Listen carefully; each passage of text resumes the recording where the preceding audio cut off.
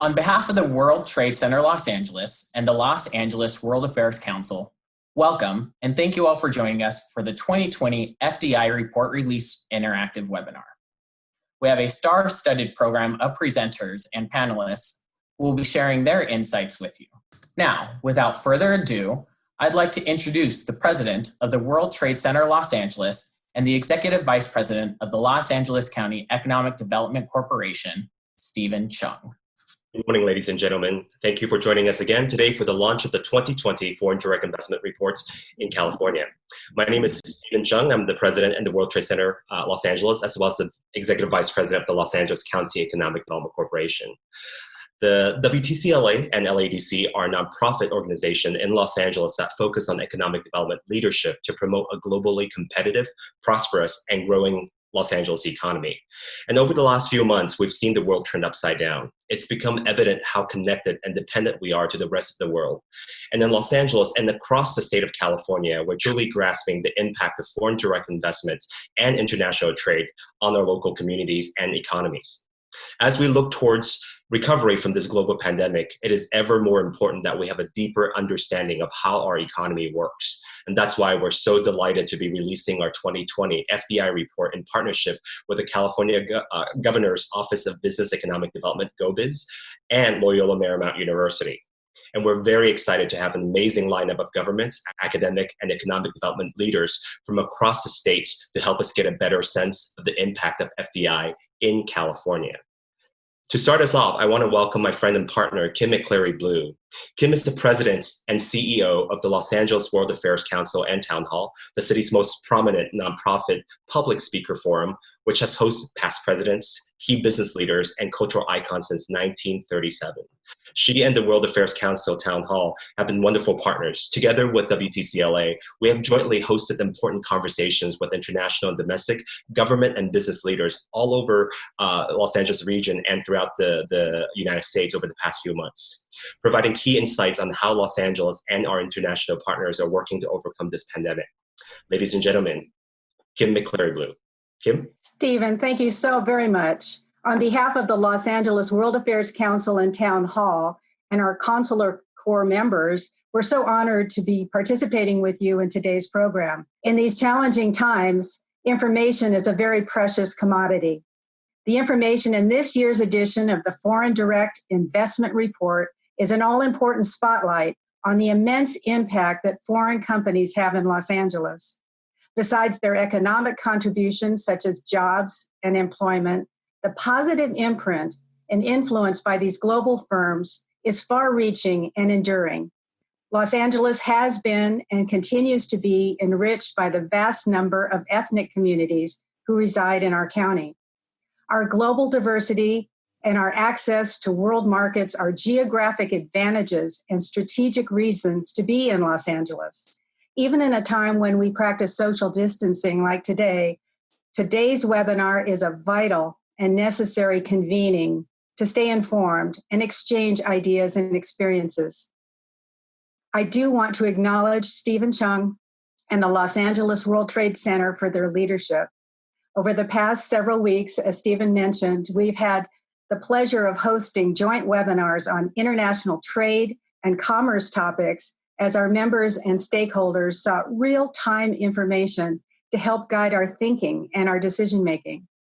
The discussions also revealed the immense expertise, ingenuity, and innovation that's part of our region's DNA. I'm looking very forward to today's discussion and discovering how we can continue to collaborate with our global direct investment partners as we chart a new path to recovery and business success. Stephen, thank you so very much again. Thank you, Kim, for your comments, and thank you for your partnership again. Today, we're really excited about the launch of this FDI report. Over the past few years, in fact, the last 4 years, we've already been doing an analysis of the foreign direct investment impact to Southern California. And this year, for the first time, we were able to expand that analysis to cover all of California. as the fifth largest economy in the world is looking to Los Angeles and California in general for leadership and for what's happening as the next phase of recovery. So I'm now honored and delighted to welcome our Lieutenant Governor of California, Ambassador Kounalakis, to the webinar. The Lieutenant Governor was sworn in as the 50th Lieutenant Governor of California by California Governor Gavin Newsom in 2019. She's the first woman elected Lieutenant Governor of California. And prior to her current role as the Lieutenant Governor, she served as President Obama's ambassador to the Republic of Hungary. She was the first Greek-American woman, and at the age of 43, one of the youngest in America to serve as U.S. ambassador. And last year, Governor Newsom signed an executive order designating Lieutenant Governor Kounalakis as the governor's representative for international affairs and trade development. We're thrilled that she's able to join us today. Ladies and gentlemen, please welcome Lieutenant Governor Eleni Kounalakis.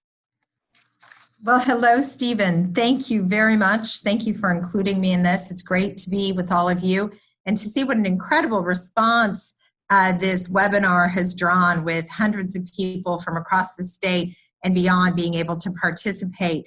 And it truly is very exciting because the release of this report is very exciting. And I really just want to start by thanking the World Trade Center of Los Angeles, the Los Angeles County Economic Development Corporation, and of course, Loyola Marymount University, who all work together to be able to come up with the data, not easily available, but to be able to come up with the data this year, not just for Southern California counties, but for the entire state. We have been relying on data that your report has produced for the last few years. Being able to have it now at our fingertips for the entire state is extremely, extremely helpful to us. And of course, the results have also been very encouraging in what they tell us about California and how well positioned we are and have been around attracting foreign direct investment into our state. So I love this line from the report. So I'm going to read it to everyone because I strongly concur. California is unique among the United States in terms of national and global cultural and economic influence. This was true before COVID-19. This is true during COVID-19 in terms of our response to this pandemic, and it will be true in the future. The data that you have produced also presents a picture, again, pre-pandemic, but a picture of California's strength in attracting FDI.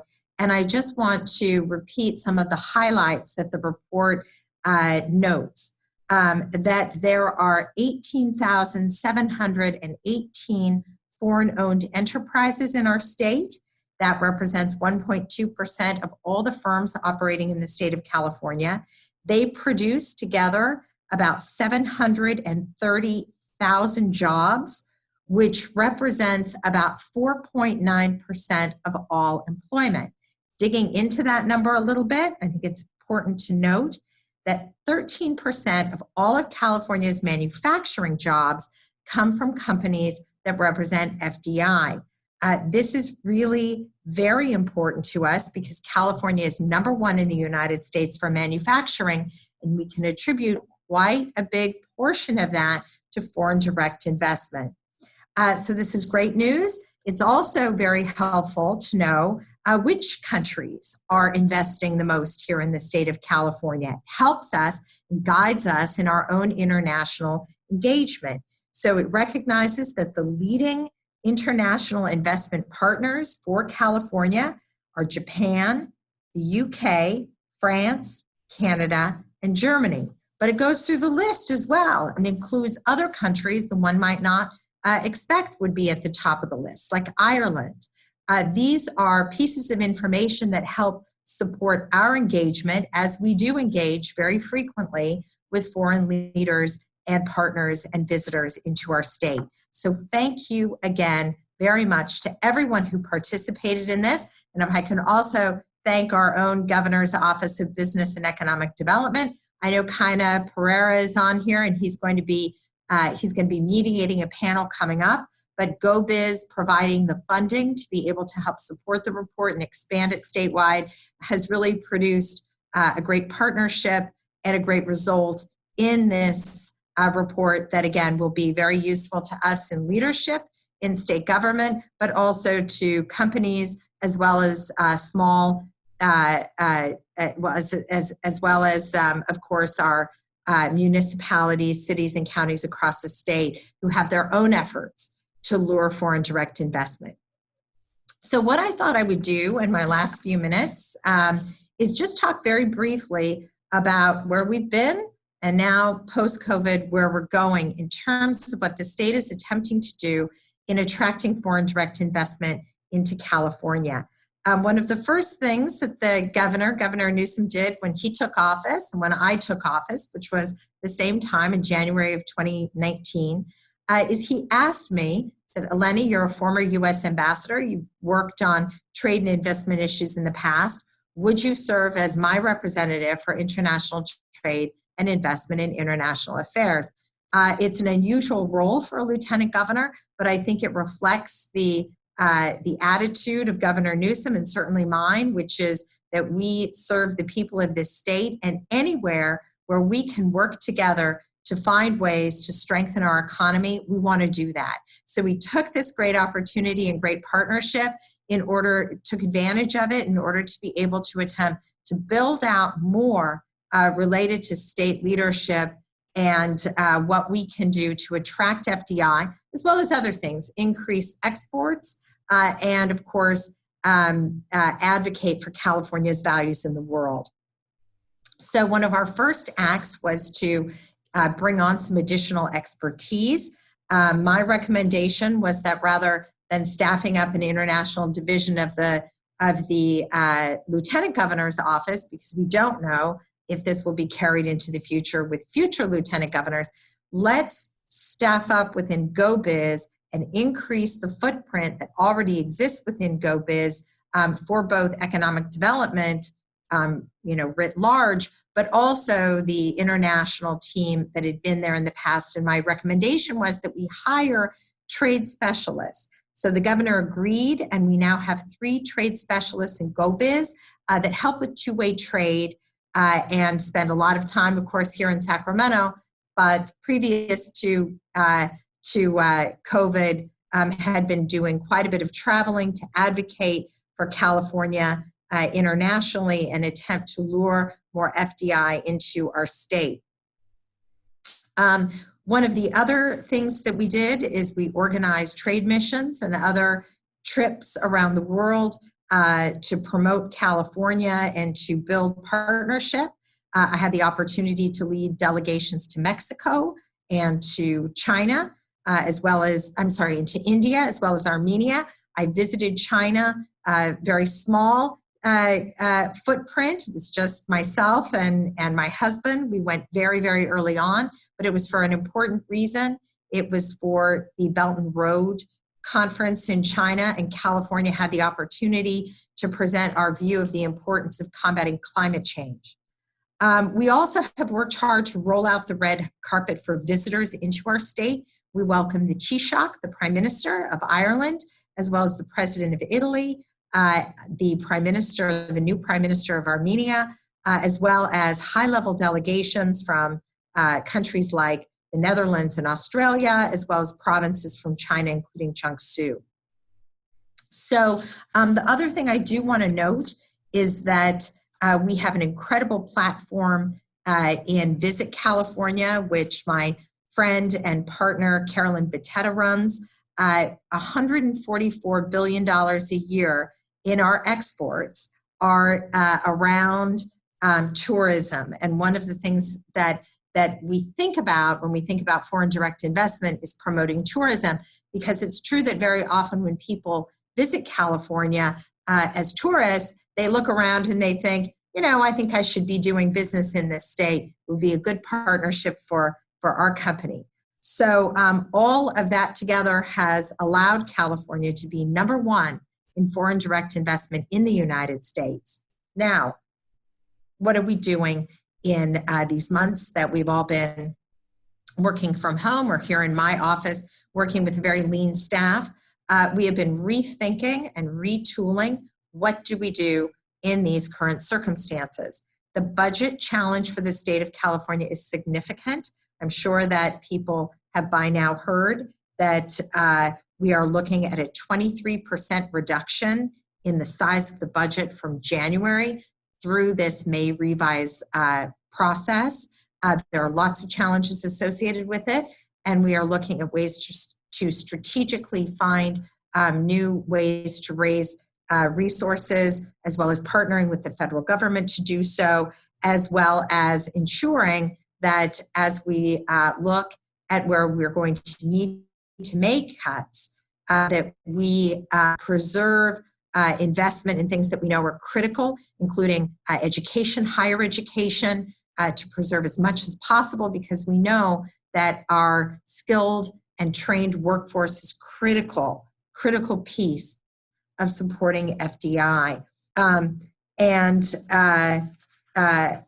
I think that it is also important to note as part of this that there are things that will not change relative to how we attract foreign direct investment. One of those is our diversity. California is 27% foreign born.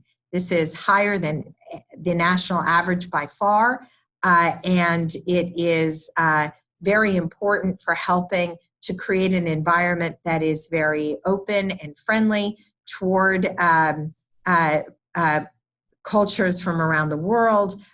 We have been a place that has attracted business people from around the world. Part of it is our culture. Part of it is the fact, of course, that we are an innovative state, and innovation appears to attract more innovation.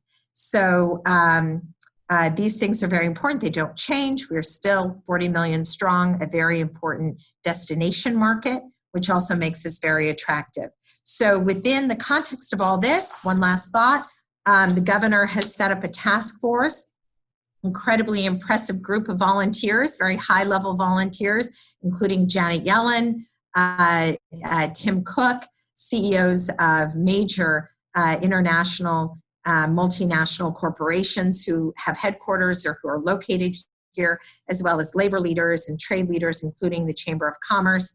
And we are all working together to tap the resources of innovation in order to ensure that as we went into COVID-19 as the 5th largest economy in the world, we come out of it stronger and more able to attract FDI and strengthen our economy than ever before.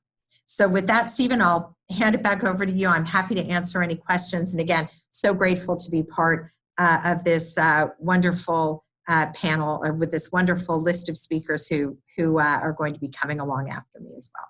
Thank you so much, Lieutenant Governor, for your insights and for your comments. I think there are a couple questions I want to ask before we get to the panel discussion. As you're mentioning some of the foreign direct investment report that we're releasing, you mentioned that there are 18,718 firms, and these are the foreign-owned establishments that are in California as of the end of 2019. These are 2019 data. Now, as I was mentioning before, the world's turned upside down since really March, and a lot of folks are now wondering, what is our international strategy moving forward? You talked a lot about the great work that California and you've personally been doing when it comes to China, Ireland, Italy, Armenia, all these investments that we have, really invested into to create those relationships. What is the next step for the next year, 2 years? Well, Stephen, some things that we are looking at are very innovative. We've already signed up for our first international trade show that's going to be done virtually. So these things are happening. It's very important. One of the things that's been very important in terms of economic development for the state of California is that we are reopening in a smart but very aggressive, forward-leaning way, which is extremely important. California was the first state in the country to issue that stay-at-home order. The very first. And that was a very aggressive move to do. And it was the right thing to do because by all accounts, it saved tens of thousands of lives. We are now among the first forward-leaning into reopening and to do it in a way, of course, that is safe. So very early on in phase 2 now, it's been several weeks since we went, for instance, from not just non-essential manufacturing being able to get back to continue working, but now at the beginnings of phase 2, again, several weeks ago, we reopened the state for non-essential manufacturing to continue. This took the writing of protocols for how companies needed to operate. This is very important. It sends a message of reliability that we can do these things. I will say some of the other things we're thinking about is now that there is risk associated with supply chains outside of the state, where companies that have critical manufacturing and other kinds of operations here that rely on imports, they're thinking, well, why do we want to keep certain parts of our supply chain outside of the state when we could actually onshore them into California, do them here, and eliminate risk associated with that in the future? Now, this is something that is going to be on a case-by-case basis, but we are very much opening the doors for being able to shorten supply chains and have even more manufacturing come out of this crisis, and we're advocating that and working with companies to do so. We also, of course, are going to continue our work across the spectrum to advocate for the values-based kind of economic development that California is known for. What am I talking about? Clean tech. We have our goals, our 2045 goals for California are still very much intact. We have to continue to move toward them, and California will continue to invest and be a very friendly place for foreign direct investment around clean tech and the green economy. Now, having said that, we know that we are faced with very many challenges, and this is why we are at work in revising our strategic plan, working closely with Kaina, who you're going to hear from later, to really think outside of the box. And I welcome anyone on this Zoom call who has ideas for us to reach out to our office or to go biz with those ideas. We're very open, we're being very creative, and really welcome dialogue with the international community and international business community on what we should be prioritizing. Great, thank you, Lieutenant Governor. You mentioned the onshoring, possible onshoring and the shortened supply chain. And I think a lot of companies are looking into, for example, because of the disruption in international trade over the last few months, they're looking at the local manufacturing and retooling and being able to do domestic manufacturing. In Los Angeles, we've seen some garment manufacturers making face masks. We've seen, for example, there's a company called Wet Design that basically design and manufacture the Bellagio fountain or the fountain in front of the Burj Khalifa. And now they're making, using 3D printing and other manufacturing ability, they're making face shields for hospitals and other. So we're seeing a lot of those changes that are happening that's more focused internally. There are some questions now is why is California maintaining a relationship with global partners throughout this pandemic? What is the purpose? What is the point? How would you answer that, and how should we think about it as Californians?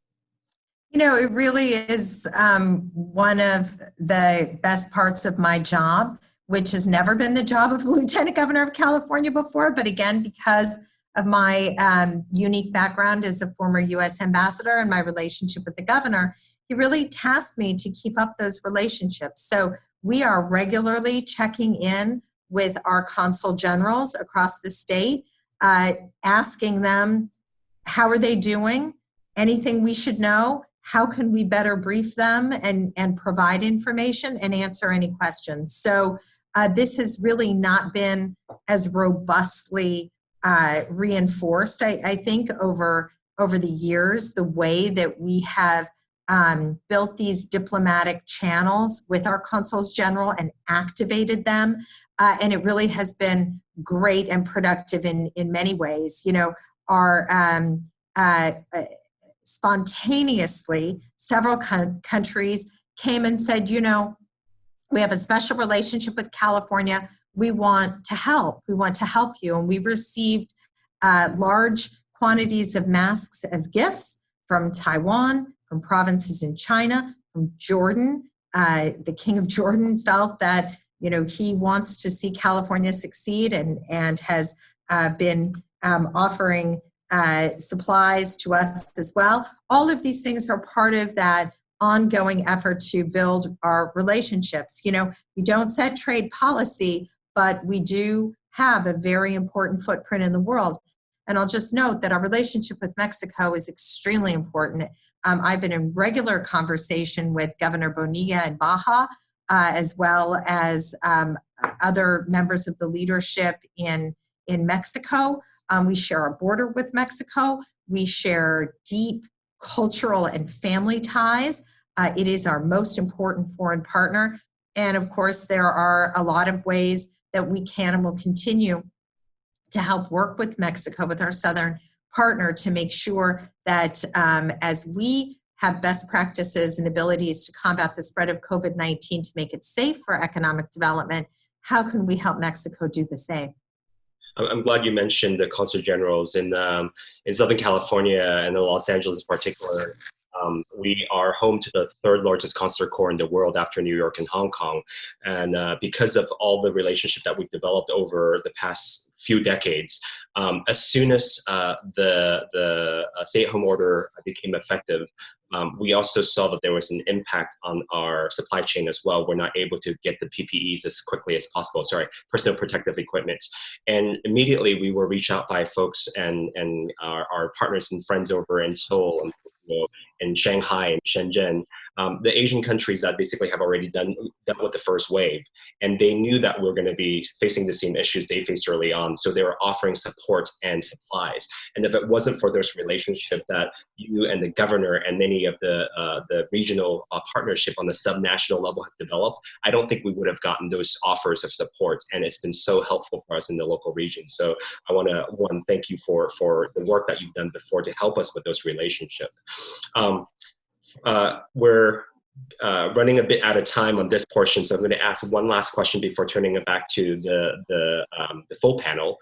You mentioned the clean tech industry. We in Los Angeles have not seen clear skies in the downtown skyline like this in a long, long time, based on the reduced activities and the pollution. And so it became even more evident that the direct connection between human activities and manufacturing, as well as single passenger vehicles, the impact it has directly on our health and on the environment.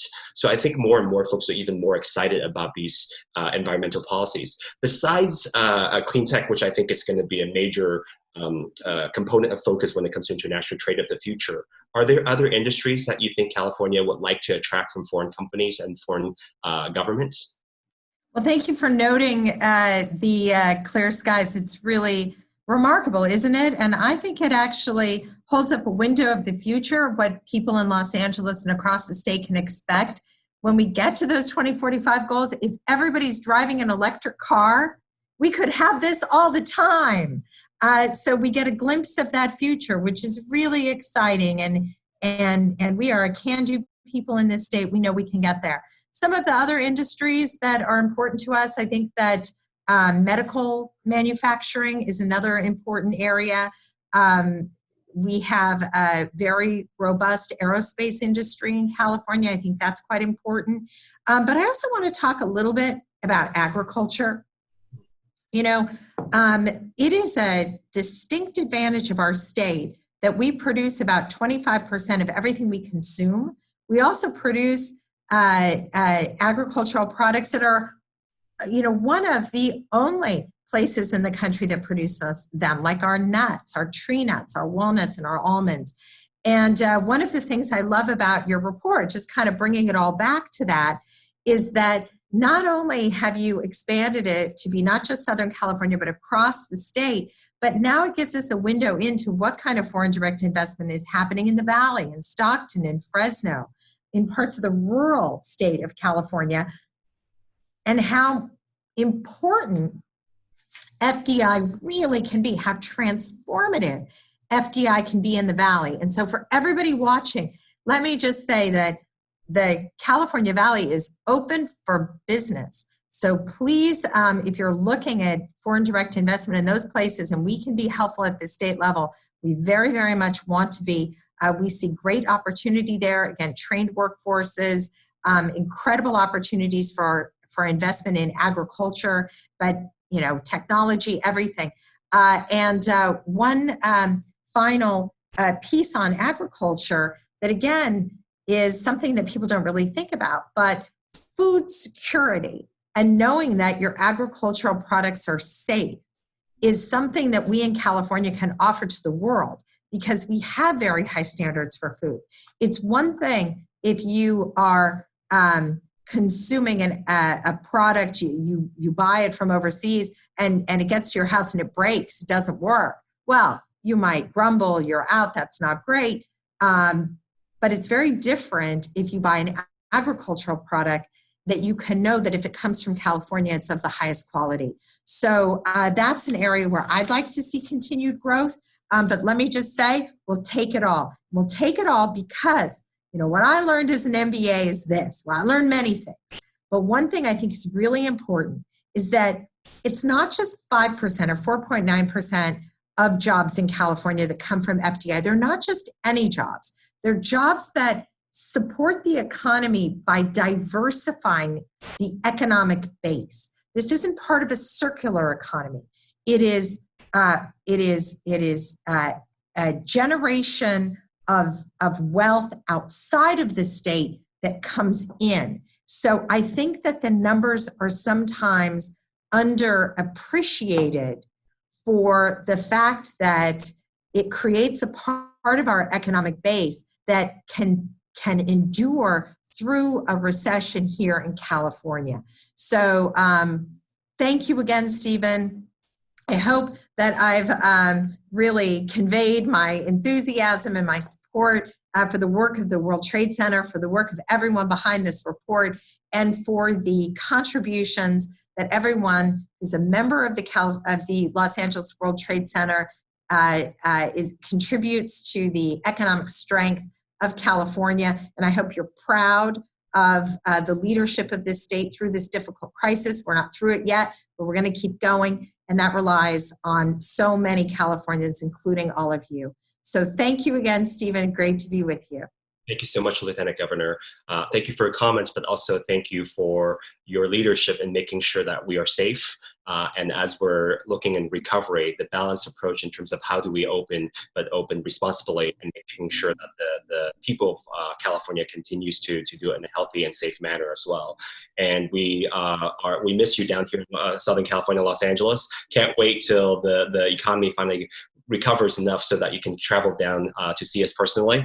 And our doors are wide open, and we look forward to partnering with you to do more international trade missions and trip to make sure that foreign direct investment continues to flow to Los Angeles and throughout the state of California, including Central California and Northern California, so that we can continue to build this really great economic development activity that we've been doing over the past few decades to create a job base that's actually going to be able to sustain the 5th largest economy in the world. So thank you so much for your leadership again.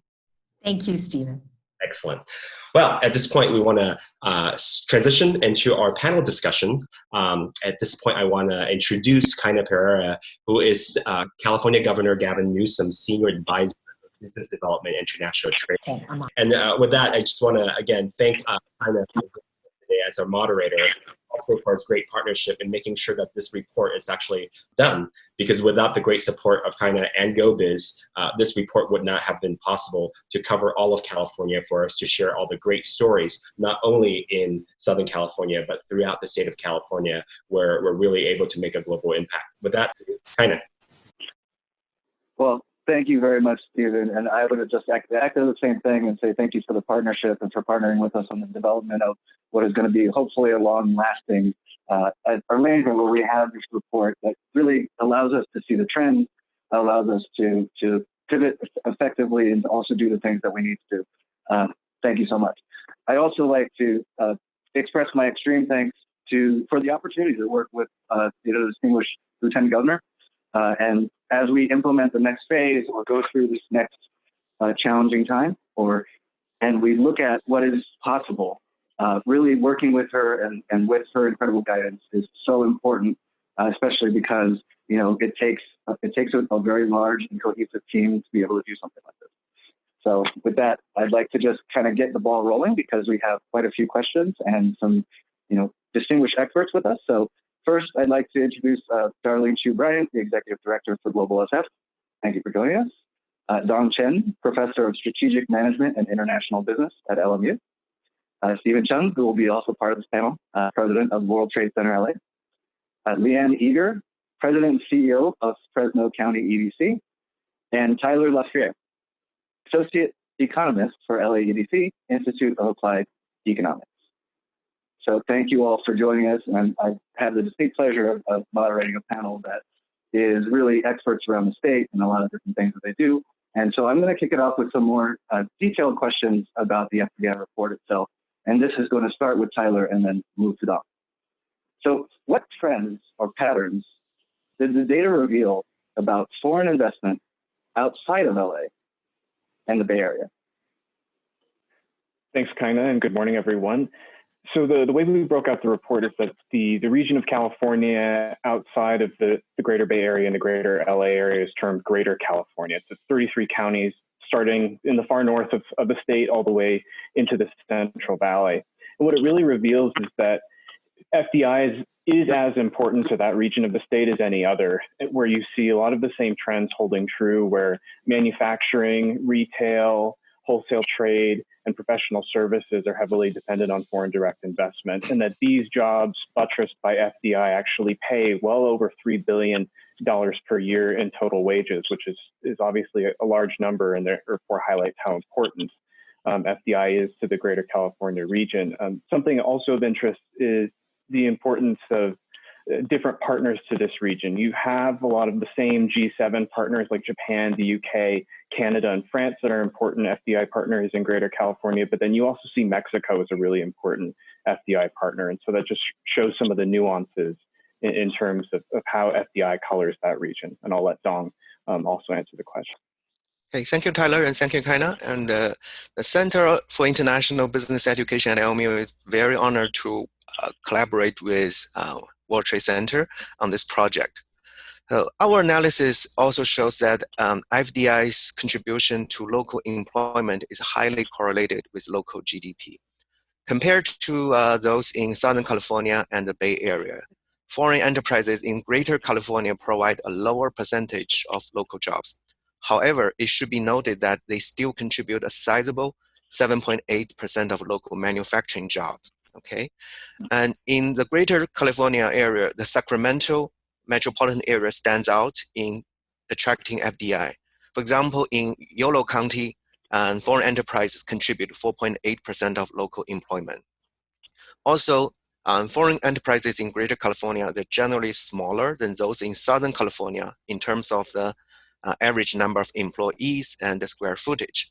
But compared to foreign enterprises in the Bay Area, they actually they tend to hire more people in service sectors and have larger business space in manufacturing, transportation, warehousing, and services. Back to you, Kaina. Oh, that's extremely interesting. I love the point about Mexico's importance to the Central Valley and to the Greater California effort. I'm going to go back to another FDI report-related question. I think we'll start with Dong this time. So we often learn a lot about the economy from trade patterns and other macroeconomic data.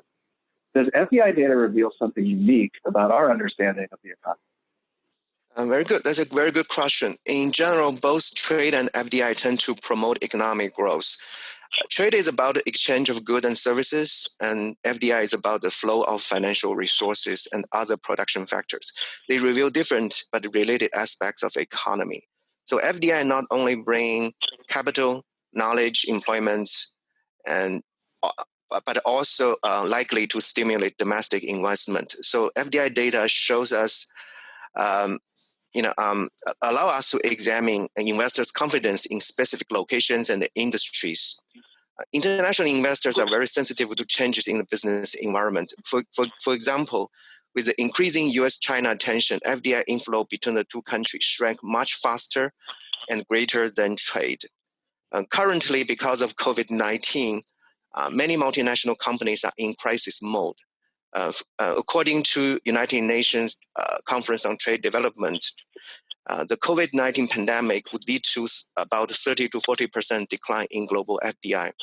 Also, we have seen increasing restrictions on FDI in the United States. more stringent reviews are expected in critical business areas, including healthcare-related investments. However, many multinational companies are preparing for this. They are adjusting their investment strategy, and FDI data will allow us to understand and better prepare for those changes. And Tyler can talk a little bit more about what's specific pattern in California.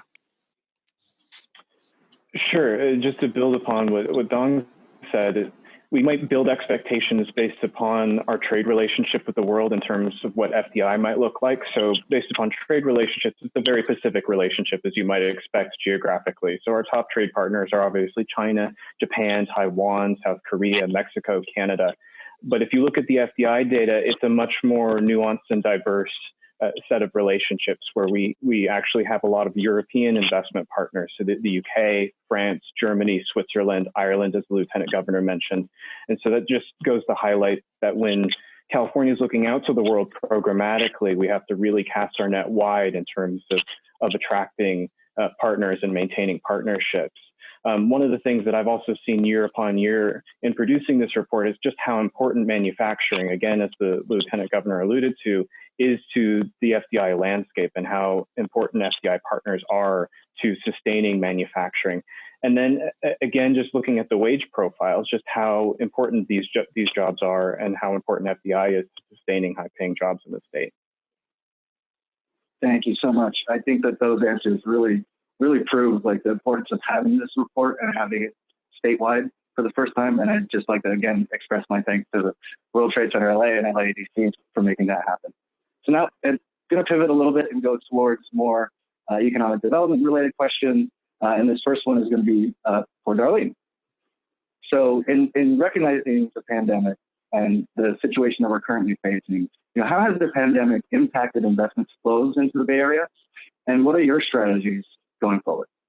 Sure. Thanks for the question. And again, thank you to Stephen, the World Trade Center and LAEDC for the opportunity to be here today and share information and to learn more about what's going on across the state of California. Definitely the pandemic has impacted especially immediate inflows of direct investment. And I'll say particularly in restaurants and hotels, right? A lot of the investments in those fields are definitely on hold. However, there is a greater shift, and earlier Dong and Tyler did reference to them, and there is a focus in areas of investing in biotech, for example, and healthcare. Actually, we're also seeing an uptick in cybersecurity, blockchain, and even food tech. Commercial real estate, the development continues. As you all know, San Francisco Bay Area is probably the most expensive in the state of California. And there continues to be interest from Asia, particularly from Taiwan. And I'll say probably because the relationship between Taiwan and the USA, the money, it'd be easier for that to flow into America versus other ASEAN countries, and also from Europe as well. So we're going to see that there's going to be a focus on sectors that are becoming more localized, and we're actually encouraging more onshoring, especially when companies are looking to import into the U.S. market. We're suggesting that they actually onshore the manufacturing, and we are actually providing more information and educating prospective investors virtually now to do that. That's great, and thank you again. Fantastic answer. I love the fact that we're committing successfully to other things, but we're also finding opportunity. And that's really what this is all about, right? What's the next opportunity? What's the next step? Use this as a platform to go forward. Yep. So the next one is going to be for Leanne. And, this is really a big part about highlighting the entire state, and thank you for joining us. So a lot of international investors might not be familiar with the whole state. What has been your experience introducing international businesses to the Central Valley? Well, yes, thank you so much. And thank you, Stephen, for including us in this program today.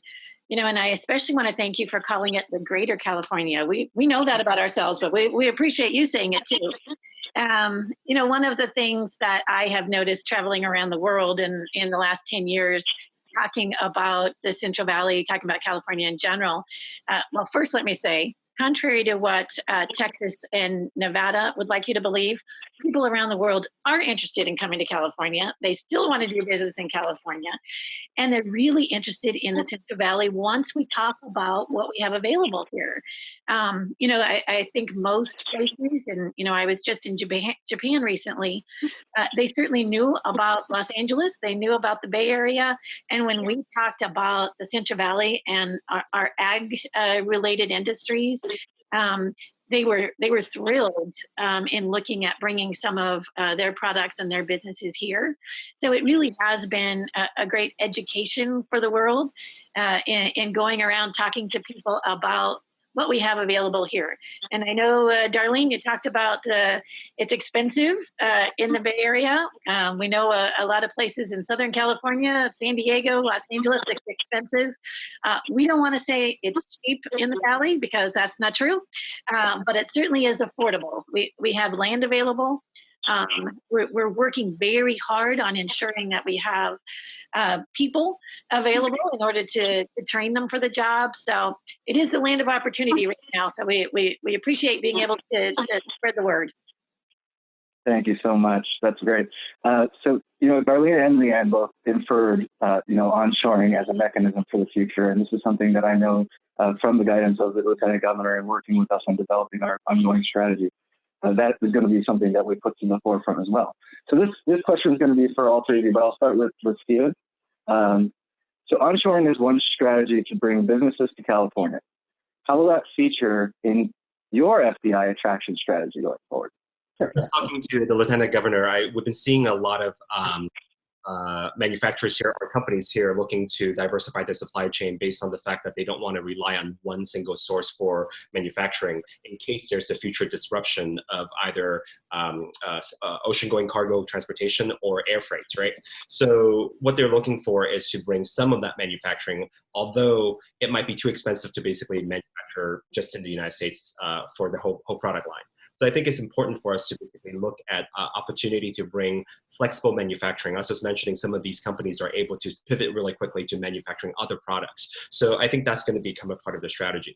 Another strategy that we see is, as I was mentioning before, California being the 5th largest economy, it's really being seen as a global player, really a nation in a sense. And you don't see many other nations basically having individual cities compete with each other and not basically coming together as a whole. And that's why I'm glad to have Leanne and Darlene with us today, and with kind of you kind of leading the way as well.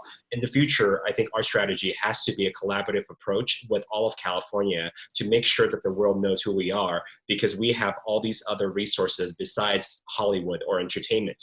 We have the salad, the food bowl that's producing the food for sustainability. So when they're investing here, it's not only when it comes to it's not only come to sustainability, but it's also about resiliency as well. So that entire supply chain is safe and secure. So I think that comes into mind when it comes to our strategy, is to partner with our statewide partners and also to really focus on this secure supply chain.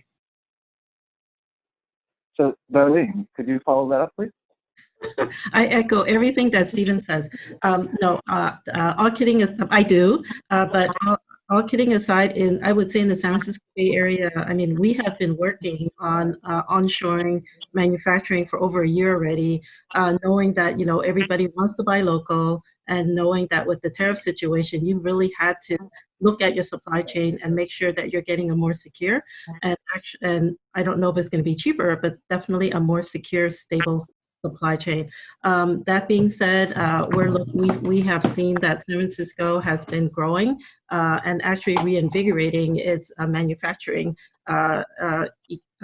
sector for sure. And also in the Greater Bay Area, we're looking at the manufacturing of hardware that is moving back to California. And that is really exciting. So I'm really excited to be working with our partners, again, across the state, but also with the countries, trade offices from overseas that have companies who are really focused on the US market, working with them to find those companies and with their investors to make sure that they find the right partner here in the state of California. So we're working on that, and that's definitely a trend that we've been seeing long time coming already. So we're excited. That's great. Go ahead, Leanne. Like Stephen and Darlene, we have been working on onshoring for about a year now, and certainly it's because of the trade issues, and you have to be flexible. One of the things that we have certainly noticed is manufacturing. We have companies from Asia, from Mexico, and from Germany that have been looking at manufacturing here in the Valley. It is affordable here to manufacture. We're looking at ag tech, and as ag tech changes constantly, folks are looking at what is it that they can do, and they have those farmers. They have the people growing right here so that they can have some of those testing sites right here next to what it is that they're manufacturing. One of the things the Lieutenant Governor talked about was food safety. We had a company in China recently that said they can charge 4 times as much for a product that's manufactured here in California, that's manufactured there in China because of the safety issues. And I know sometimes people complain about, oh man, we have so many rules and regulations in California. Well, guess what? It's paying off. One of those was a baby food company that we have right here in Fresno County, 3rd largest baby food company in the entire country, and people around the world are wanting to buy from there because of those safety regulations. Well, thank you so much. That's a fantastic response. And I know that company well. That was a great, Darlene, go ahead. I wanted to add one thing, and that is in San Francisco, because as everybody knows, we're only 49 square miles. And even though we are invigorating our manufacturing sector, I do want to point out that because we're small, we're actually focused on building up the advanced manufacturing, right? And providing the education so that we can actually have trained technicians and have the space and the machines readily available to provide those services. So that's definitely an area that San Francisco is working on in particular. That's great. So I'm going to pivot back now again to the Southern California market and really the progeny of the FDI report. So this is for Stephen. The report shows Southern California is home to the most foreign-owned enterprises in the state. How do your regional economic development organizations and government representatives plan on continuing this success during the economic recovery of the pandemic? It's a really interesting question. I think what we're going to do is that we're going to utilize the report as a blueprint. The report has identified the top investors and the market and the industries that they're focused on already. And we know that these are the sectors already coming in. So it's already laid out basically what are the lowest hanging fruits and what are the easiest markets to enter and partner with.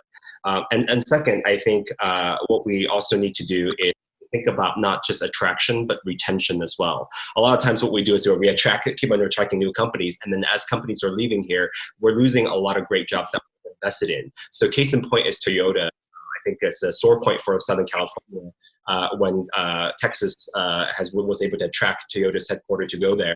And then basically we lost a lot of jobs. And we've invested in that infrastructure for Toyota to be able to grow, and to see them leave is just basically what a shame. So we need to do a much better job in terms of the retention. And part of the retention strategy is really about, Ian made a great point earlier about talent. I think a lot of these international companies are coming to California because of our talent pool. In Los Angeles alone, we have 118 higher education institution. We have millions college grads, and we have top centers of excellence when it comes to training. So currently, for example, LADC is partnering with the community college district through our Center for Competitive Workforce to really work with community colleges to train these displaced workers and the future generation of workers to feed directly into certain industries. So we need to partner with our international companies to make sure as they continue to grow and evolve, we supply them with the right workers. So I think it's a comprehensive approach in terms of what LADC, World Trade Center, and our government, as well as our education partners, are coming together to create an ecosystem of support for international trade, international attraction, as well as retention. That makes so much sense. I think retention is definitely one of the modicums of the day. But I do want to pivot back to the beginning of your point, which is more on the attraction of new industries and new opportunities. And this will be for all the economic developers. And I'd love to start with Leanne, if you don't mind. So are there any specific ideas on attracting new industries being discussed for your region in particular?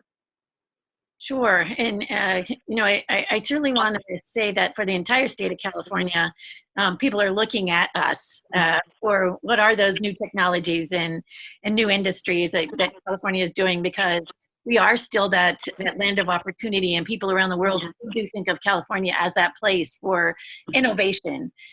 One of the things that we're doing here, obviously agriculture is our number one industry, but as agriculture changes, as ag tech changes, everything is mechanized now, right? And so some of those businesses that are really looking at, different kinds of fertilizers, different kinds of ways to get the water out to the fields, those kinds of companies, we're looking at how do we attract those.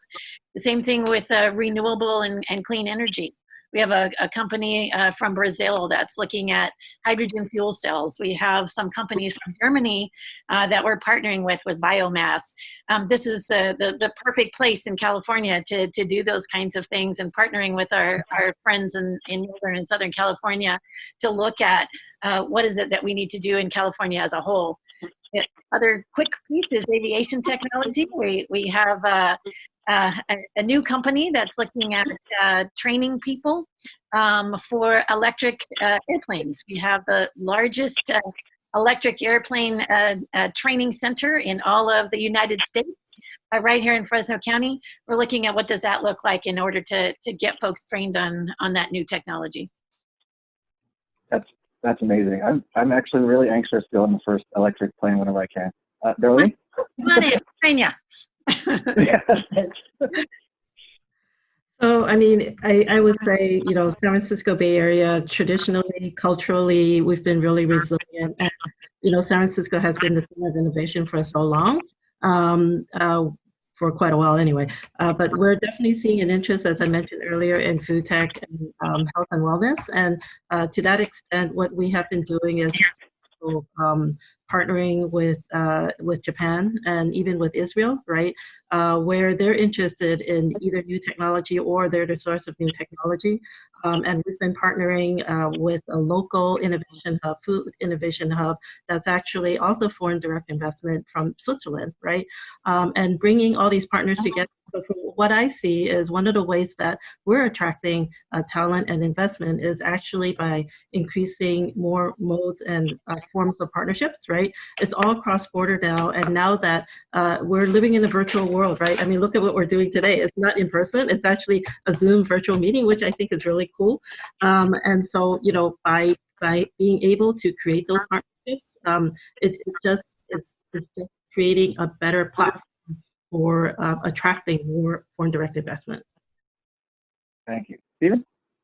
For us, I'm going to highlight 4 in particular. So advanced transportation.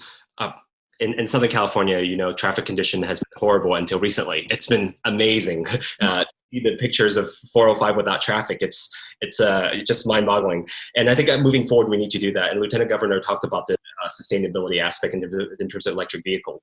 We've already invested heavily in it. So you see the EV infrastructure being developed right now, whether it's electric buses, electric cars, electric planes eventually. And so combined together, we need the grid system. So I think that's going to be a huge opportunity for international companies to be able to invest in this technology. And given that we still have our Measure M, which is a tax measure, we're generating about $122 billion in transportation project. This is the largest infrastructure development project in the history of the United States, located in Los Angeles County. Those are all opportunities for international companies. Biosciences and life sciences, I think many of the speakers already talked about it. As we're moving forward, we're going to have to think of resiliency and safety. So I think biosciences and life sciences will continue to be a huge aspect for California, especially since we have the education institution and the talent pool to support that. Digital media entertainment. As Hollywood and the center of Hollywood, it's not just about studios. Right now, people are desperate and dying for new shows, whether it's Netflix, Hulu, Apple TV. All of them are also located in Los Angeles County, right? So now they're looking for the content as well. So the digital media entertainment, and don't forget sports and gaming as well. And lastly, as a new kind of sector we're kind of looking at, and we should have done it for a long time, the ocean economy. We're right by the ocean. What about basically sustainable aquaculture, basically using climate change to look at maybe it's a rising ocean and basically how that's going to impact our local infrastructure system, like the Port of Los Angeles, Port of Long Beach. So those are the things that we're looking at, and these are huge opportunities for international partners to basically work with us in Southern California and actually across all of California on all these issues. Oh, thank you so much. So I feel like I've left Tyler and Don waiting for a question for too long. I'm going to go back to that really quick. I don't know how I'm at time, but I don't care. I'm going to ask the question anyway.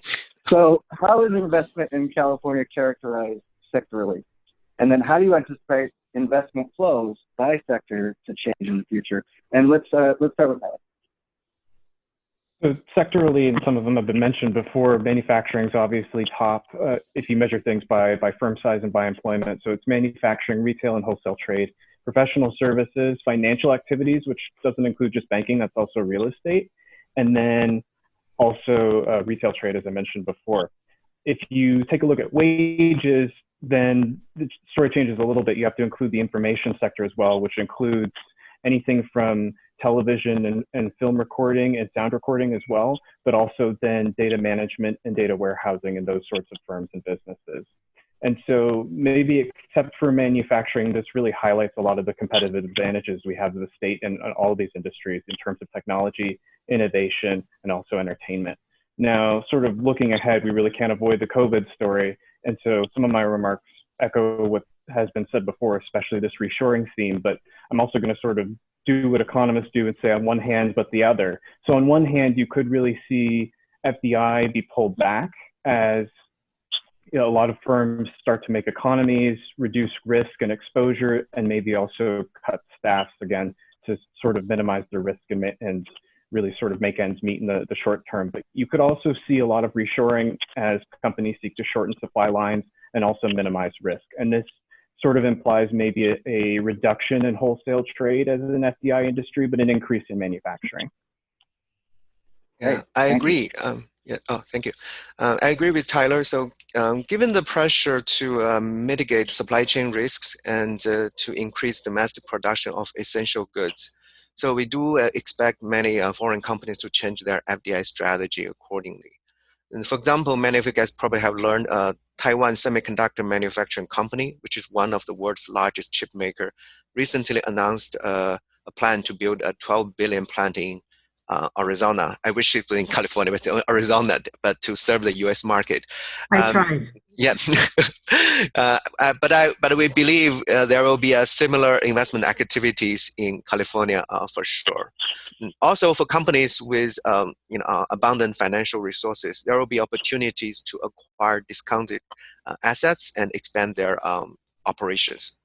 I also believe that in less restricted business areas, local governments are expected to encourage FDI to speed up economic recovery. So company will respond to those incentives and stimulus plan. And lastly, disruptive innovations may emerge in time of crisis. We have seen the rise of web conferencing like Zoom right now, telemedicine, food delivery, online education, entertainment during the COVID pandemic. So for instance, TikTok, this is a video sharing service owned by a Chinese company, has been expanding their operations in California. So we are likely to see increasing FDI in these areas. So overall, I believe California will continue to be a top destination for FDI. So back to you, if you don't mind, I want to ask one more question, and then we can stop the segment, I guess. But I'm going to ask this of everybody. And it's really something that came out of the conversation that we had, and also, Don's answer just now. And it's like, what can we do at the state level, and what can the businesses and economic development community do collectively to promote FDI for California? So I'm going to start with, I'll end with Stephen, we'll start back with Don, and then Tyler, and we'll move from there. Oh, so me first? Yeah. I think GoBiz already started doing this prior to COVID-19, which is to unite the various regions throughout California so that we have one bigger stick that we're going around because other people are carrying sticks to the end point, with Arizona and Texas really beating us up, talking about how California is so difficult to do business. Well, there's a reason why we have the most FDI of any state. There's a reason why there are 18,000 firms that are located here. If we're so bad, then they would have all gone to other locations. Are we saying that it's the best place? No, there are going to be challenges in every state. But the thing is, it can't be categorically just basically kind of saying we're bad as a whole. But we haven't done enough in terms of telling our own story. Other people are telling our story. So what the GoBiz and what the city of California can do is to be that united here and bring us all together so that we have one massive voice to basically saying, hey, if you're looking for entertainment tech, or you're looking for bioscience tech, there's certain areas. If you're looking for ag tech, there's certain areas, so that it's a diversified economy, so they can see that we're 40 million population, we're currently in the new multi-trillion-dollar economy. We're not a podunk little town. We are a nation-sized economy, and we should be treated like so. So I'm now going to finish by saying we need to take our rightful place in this world as a global economy that everybody's looking at us. But we need to act like a global player as well and show them that we have these opportunities available. I totally agree. And go ahead, Don. Yeah, I agree with Stephen. So I think one thing we can highlight about the California economy is this is a very large economy, and that we have diverse industries that can provide all kinds of resources, production factors needed for foreign companies' operation. We have a market, we have technology, we have talents, and in the greater California areas, we also have affordable business spaces. So this is if we have a collaborative effort, we can create a great business environment for companies who can leverage all the different resources together. So that's something I think we should promote more. Yeah. Great, thank you. Tyler? I think I'll echo something I said before, and I think, again, just always casting a wide net, never looking to just one region or one place for partnerships, either to create them or to sustain them. So people from all over the world want to come and do business and invest in California. I also think we shouldn't always view things as a zero-sum game. Stephen mentioned the Toyota plants. A lot of auto manufacturing has left the state in recent decades, but we've kept a lot of the design studios. So really to highlight our competitive advantages globally, and to echo Leanne, we have a brand as a state. It's a brand of high quality, of innovation, of forward thinking and progressiveness. And so I think one of those things is always just to promote that Golden State brand to the world. Great, thank you. So since you queued up Leanne, let's go to Leanne next. Thank you. First I want to thank the state of California and GoBiz for really this last year looking at the entire state of California and what the state has to offer. So thank you all so much for that. One of the things, and those of you on the line here know, is that the state of California put together the California-China Trade Network, and they included the Central Valley recently in that. And so, when I was just in China in November, they were thrilled that the entire state of California now is represented, because they were able to get some additional information. And I think that's, around the world, people are excited about the state in general. And as Stephen said, the 5th largest economy in the entire world. And when we say, and here's what we have to offer, it's not a one-stop shop. We have anything you could possibly want in this one state. All you have to do is call us. And, one of the things that we have done from economic development standpoint is, if someone calls us and says, gee, I'm really interested in making a movie, what can you do about that? And I send them over to Stephen and say, okay, that's not us, but guess what? They can do that here. We've gotten that same thing back. Stephen had a company that was looking at ag manufacturing. He's like, that's not really our specialty here, but hey, call Fresno EDC. They can help you, and if they can't, they know where to do that. So it's really all of us coming together to really talk about California being that place of innovation, being that place that everyone wants to do business, and we know that's true. Appreciate it. Darlene, final thoughts. Final thoughts, I'm echoing and say ditto to everything that everyone already said. But I must say that, I really treasure opportunities like this when we're actually showing a united front to the rest of the world, and the other states for that matter. But quite frankly, I think, and kudos to GoBiz for your leadership, and of course under the leadership of our governor, my former boss, that he actually sees the importance of international trade and foreign direct investment, and actually is, putting the money where his mouth is, and actually saying, we've got to get this done, we've got to spend time on it, and we've got to do something about it. So kudos, Kaina, and to your team for the work that you're doing. Well, thank you very much, and thank you to all the panelists. It was really a pleasure of mine to have this opportunity. And I just want to thank everybody for allowing me to go over and ask more questions than I even sent you. So go ahead, Stephen. Thank you again. Really appreciate it. Well, thank you all again. I want to address the fact that we didn't get a chance to address some of the questions that are in the Q&A box.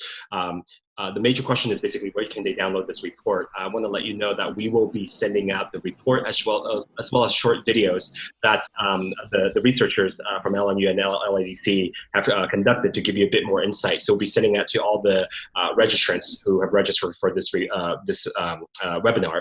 At the same time, you can always download the report on the WTCLA.org website, and we have more information. Some of the folks are looking at how do they identify these resources. So please contact us. We'll be happy to work with you in the future and try to answer some of the other questions as well.